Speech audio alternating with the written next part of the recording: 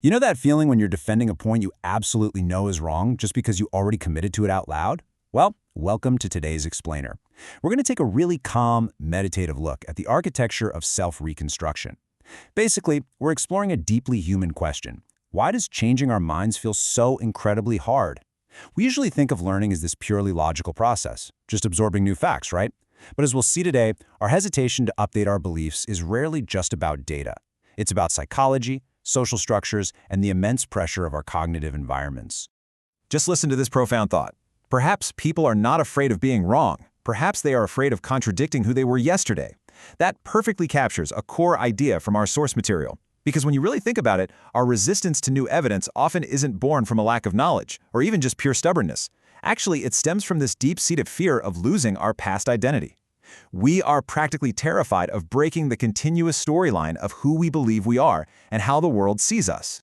So let's dive right into Section 1, the social cost of change, and specifically look at the pressure of digital permanence. Think about how terrifying it is when someone digs up a decade-old social media post just to use it against someone. We live in a world where our past thoughts are perfectly and sometimes ruthlessly preserved.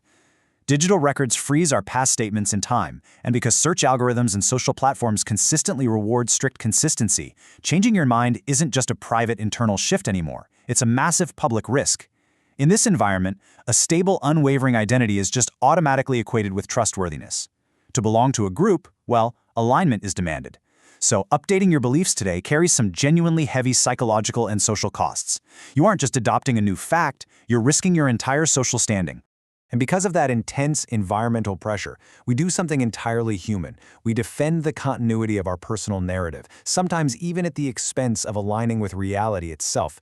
When we're faced with new, contradictory information, our immediate instinct is just to protect the story we've already built because, well, that story keeps us safe in our social circles. It's a completely natural protective response. But it's also a response that can slowly, almost invisibly, separate us from what is actually true. Which brings us right into Section 2, 2 Cycles of Learning. Here, we'll look at the diverging paths of our cognitive mechanics. Let's think of a healthy response to new information as a natural learning cycle. Imagine you hold a really strong opinion about a coworker, right? But then you witness them doing something incredibly kind. It starts with observation. You see this new, conflicting data. Immediately, you hit discomfort. It's that jarring feeling when reality suddenly contradicts what you expected. But here is the crucial next step, a suspension of judgment. You don't rush to reject the kind act as fake, and you don't instantly beat yourself up for being wrong. You just pause. And this pause allows for re-observation, watching them a bit more closely, which then permits a cognitive update. You accept, okay, they're actually nicer than I thought. Finally, this culminates in self-reconstruction. You gently rewrite your internal narrative to include this new truth. Notice how this cycle doesn't frame changing your mind as a weakness? It presents it as the essential, continuous engine of learning.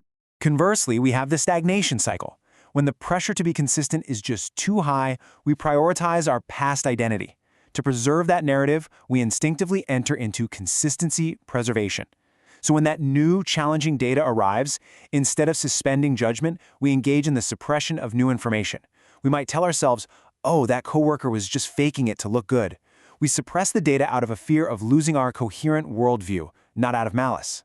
The end result of this process is the stagnation of belief. And look, it's a completely natural self-preservation mechanism, but protecting this coherence gradually reduces our contact with reality. Our world shrinks until it only fits what we already believe to be true. This leads us to a truly beautiful concept from reflective humanism, known as transparent pain. It's defined as the friction between the external world's nonlinear changes and our internal cognitive system's desire for linear consistency. Remember that feeling of discomfort in the natural learning cycle we just walked through? That discomfort isn't a failure. It is this transparent pain. Think of it like muscle soreness after a really good workout. It hurts, but it's the exact sensation of growth. It's literally the friction of your internal operating system clashing with a rapidly changing world.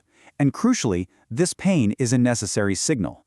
It's an opportunity, an open invitation to rewrite our internal structure so it better matches the reality around us. So how do we redefine this? That brings us to Section 3, the courage to rewrite, and redefining cognitive resilience. Old consistency is sort of like a brick wall. It's about holding the exact same beliefs forever, completely terrified of a single crack or anything that looks like self-denial. But true consistency is more like a vine on a trellis. It's the act of integrating new truths, growing and evolving dynamically while still preserving its roots and past understanding. Updating our beliefs is absolutely not a betrayal of our past selves. We aren't deleting our history when we learn something new. Rather, we are engaged in an act of continuous self-reconstruction. We maintain what the source text calls a fluid stability. Which leads us to this really powerful realization. True resilience comes not from never changing, but from remaining capable of change. A healthy, functioning mind isn't a fixed, immovable point on a map. It's a trajectory. It's an evolving path that keeps its connection to the outside world wide open. We really have to prioritize the continuous gradient of our learning over these rigid defensive conclusions that just lock us in place. I'm going to leave you with this final reflective thought to contemplate long after this explainer ends. Is true consistency the ability to hold the exact same beliefs forever? Or is it the ability to keep rewriting ourselves quietly and thoughtfully as the world changes? Thank you so much for taking the time to observe and reflect with me today. Keep asking those questions and always embrace the courage to rewrite.